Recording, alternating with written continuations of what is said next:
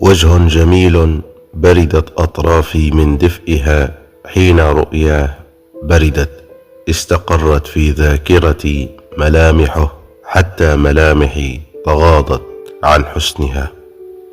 اشتعل الصباح الكسول في شتاء كسلت، غامرت مشاعري بحبها، إنه الفصل الملول بطوله زمنا طويلا بوهجها.